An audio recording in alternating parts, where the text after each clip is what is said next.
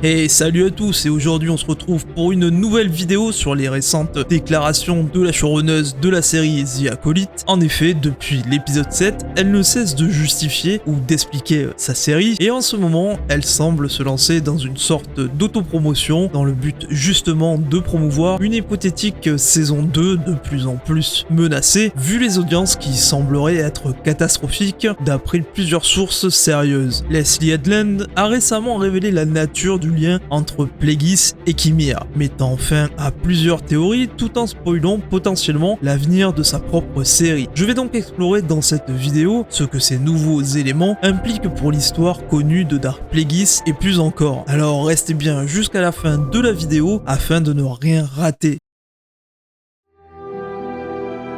L'apparition de Dark Plagueis à la toute fin de la saison 1 de The Acolyte a provoqué pour le moins des sentiments mitigés, ainsi que diverses théories dont certaines établissaient Kymir comme étant un site isolé, sans aucun lien apparent avec Plagueis, et d'autres qui pensaient plutôt qu'il était son maître depuis le début, rompant de manière fracassante avec l'histoire connue de Plagueis, issue du célèbre roman Dark Plagueis de James Luceno. Personnellement, je pensais que la deuxième hypothèse comme étant la plus probable, mais j'espérais que ce soit plutôt un site isolé, ou du moins sans lien avec Dark Plagueis au moment où il fut révélé dans l'épisode final. Pourquoi ? Eh bien personnellement, ayant lu justement le roman de Plagueis et l'ayant adoré, c'est le moins que l'on puisse dire, j'aurais préféré une histoire centrée sur lui et son maître Tenebrous, explorant le champ du possible en matière de pouvoir du côté obscur que certains qualifieraient de contre-nature. D'ailleurs, petite parenthèse à ce propos, si vous avez aimé la prélogie dans tous ses aspects, y compris les enjeux politiques, les complots qui se jouent plus ou moins en arrière-plan, alors vous devriez aller lire ce roman si vous ne l'avez pas déjà fait, car c'est clairement du caviar en tant qu'œuvre s'inscrivant comme préquel du préquel de George Lucas. Je vous mets le lien en description pour ceux que ça intéresserait. Pour en revenir à The Acolyte, la showrunneuse Leslie Headland semble vouloir nous indiquer que l'histoire d'Osha aimée étant résolue, ceci permettrait dans une éventuelle saison 2, du moins si elle venait à voir le jour, laisser le champ libre au développement de l'histoire concernant Kymir et son lien avec Dark Plagueis qui serait nul autre que son maître. Une évidence de la part de la showrunneuse, et pourtant la mise en scène de l'apparition de Dark Plagueis semblait nous indiquer qu'il était caché dans l'ombre en train d'espionner à leur insu Kymir et Osha. Dans le roman de Dark Plagueis,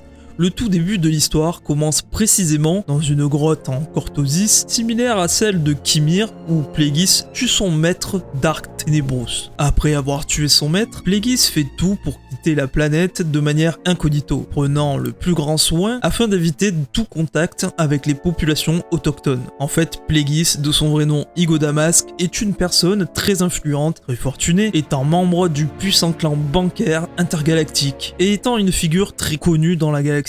Il ne fallait surtout pas attirer l'attention sur la nature de sa présence sur la planète baltémique, et surtout pas attirer l'attention non plus des Jedi sur les lieux du crime. Du coup, c'est dans ce contexte-là que l'hypothèse d'un Plagueis dans The Acolyte aurait pu apparaître. Tombant par hasard dans sa fuite sur Kymir et Osha, c'est l'hypothèse en tout cas que moi j'avais évoquée dans mes précédentes vidéos, mais Leslie Headland a préféré tout bonnement marcher sur le roman de Plagueis avec ses gros sabots, tout comme elle l'a fait pour la prélogie, plutôt que d'essayer d'intégrer son histoire de manière subtile et intelligente comme l'a fait James Luceno avec son roman. Dans une interview avec Entertainment Weekly, la showrunneuse a révélé la nécessité pour elle et son équipe de répondre à des questions majeures dans le final de la saison 1. Il s'avère que Plagueis était l'une de ces questions, et voici ce qu'elle a déclaré mot pour mot. Nous voulions répondre à beaucoup de questions. Nous voulions montrer le maître de Kymir. Nous n'allions pas attendre une deuxième saison pour cela. Nous voulions conclure l'histoire des jumelles. Leslie nous révèle donc, comme si cela était une évidence, que Plagueis est bien le maître de Kymir, inscrivant donc l'étranger comme faisant partie de la lignée Sith, commençant avec Darkbane dans l'univers étendu de Star Wars. Darkbane a établi plusieurs principes fondamentaux pour les Sith. Celle que vous connaissez probablement tous, la règle de 2. Il ne peut y avoir que 2 Sith à la fois, un maître pour incarner le pouvoir et un apprenti pour le convoiter. Cela permet d'éviter les luttes intestines qui ont affaibli les Sith dans le passé lorsque les membres se battaient constamment pour le pouvoir. Ainsi, le maître transmet ses connaissances à l'apprenti Lorsque celui-ci devient assez puissant, il tue son propre maître et prend sa place choisissant un nouvel apprenti afin de perpétuer la lignée. Les Sith doivent opérer en secret dans l'ombre afin d'éviter d'attirer l'attention des Jedi et de la République. Leur existence même devait être dissimulée pour mieux surprendre leur ennemi et préparer leur retour au pouvoir. L'infiltration et la manipulation, plutôt que de confronter directement la République et les Jedi, les Sith devaient infiltrer les institutions galactiques et manipuler les événements de manière à affaiblir leurs ennemis et préparer leur propre ascension. L'autre enseignement de Dark Bane était la patience et la préparation à long terme. Les Sith devaient être patients et préparer leur retour au pouvoir sur de longues périodes, souvent sur plusieurs générations, afin de garantir le succès de leur plan. Éviter les confrontations inutiles, au lieu de se lancer dans des conflits ouverts, les Sith devaient attendre le moment opportun pour frapper, en s'assurant que leurs actions étaient calculées et stratégiques. Sur ce point, on peut dire que la série The Acolyte, d'ailleurs, ne suit clairement pas ce précepte. C'est d'ailleurs un des reproches qui a été pointé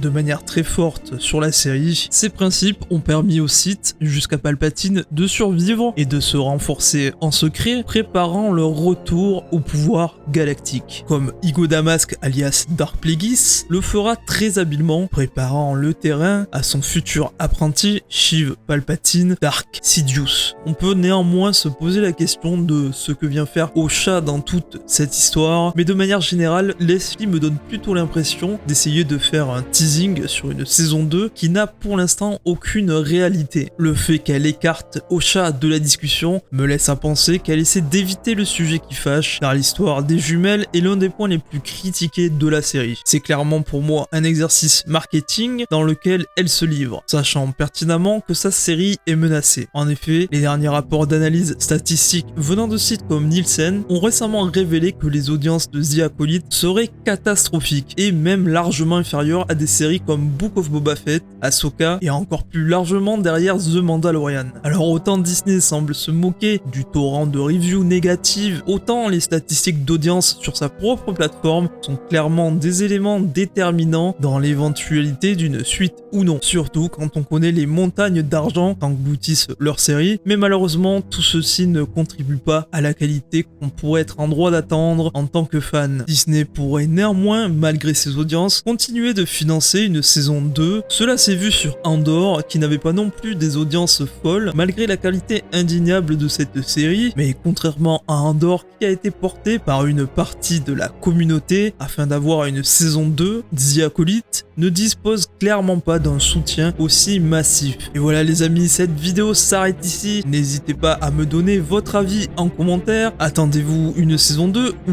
pas du tout? N'hésitez pas non plus à liker, commenter cette vidéo si le contenu vous plaît, ceci aide beaucoup la chaîne. Sachez également que vous pouvez désormais faire des dons ou prendre un abonnement directement sur la chaîne si vous souhaitez m'encourager et me donner de la force afin de vous fournir toujours plus de contenu Star Wars. En attendant, chers amis Sith et Jedi, à la prochaine.